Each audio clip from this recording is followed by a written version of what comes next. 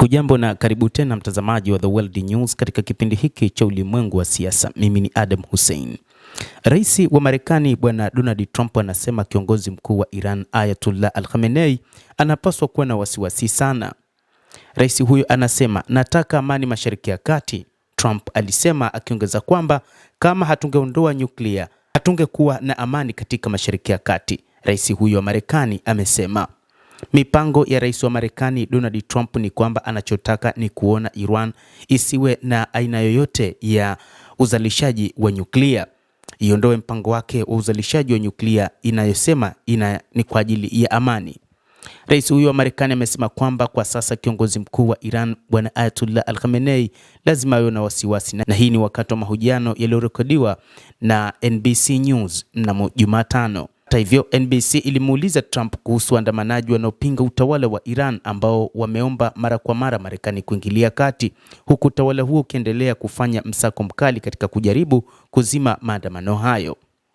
Trump alisema kuwa Marekani imekuwa na migongo ya waandamanaji, akifafanua kwamba uwezo wa ulinzi wa utawala huo ni mchafuko kutokana na uingiliaji kati wa Marekani wakati wa vita vya siku 12 ambapo Marekani kwa kutumia ndege za B-2 iliangamiza vituo vya nyuklia vya Iran.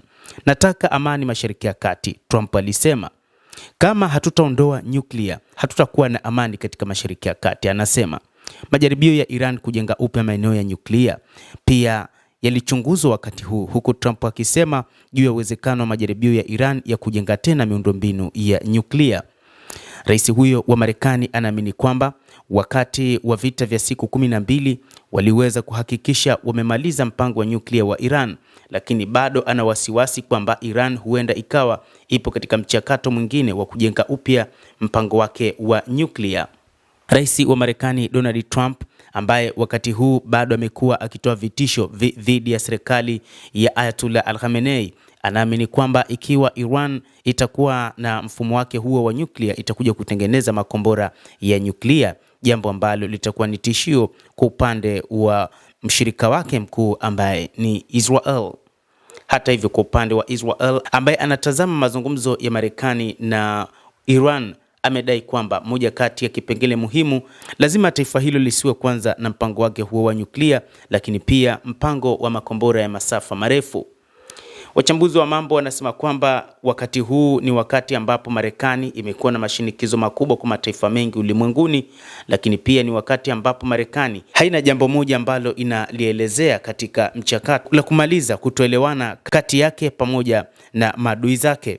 Kwa mfano, huko nchini Venezuela, Marekani ilienda na mpango wa kupambana na madawa ya kulevya, lakini mwisho wa siku ikauondoa utawala wa Nicolas Maduro. Sambamba na hayo, sasa Marekani inapambana kupata mafuta ya Venezuela, na hata baadhi ya wachambuzi wa mambo wanasema kwamba Marekani haiendi kwa ajili ya kwenda kuwasaidia wa Iran katika suala zima la kumuondoa Ayatollah Khamenei, lakini hata kama kutakuwa na uwezekano huo, lakini Marekani itakuwa na mipango mingine hasa ya kutaka kuchukua mafuta na rasilimali zingine katika taifa hilo. Rais wa Marekani Bwana Trump alisema kuwa amesikia kwamba Iran ilikuwa ikichukua hatua za kujenga upya, na ameionya Tehran kwamba ikiwa itajaribu kujenga upya mpango wa nyuklia na kurejesha silaha za nyuklia, atatuma ndege za Marekani aina ya B-2 kurudi moja kwa moja kufanya kazi yao kwa mara nyingine tena.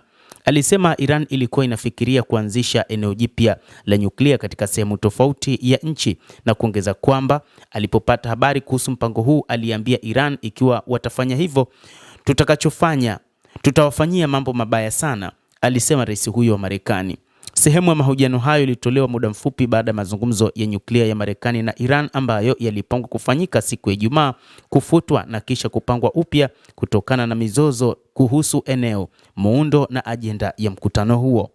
Endelea kutufuatilia mtazamaji, lakini ni kusihi usisahau kulike, usisahau kucomment, kadhalika kusubscribe channel yetu hii ili upate habari hizi kwa mapana kupitia The World News. Mimi ni Adam Hussein. Endelea kuwa nasi wakati wote, endelea kutufuatilia uweze kufahamu mengi yanayojiri katika ulimwengu.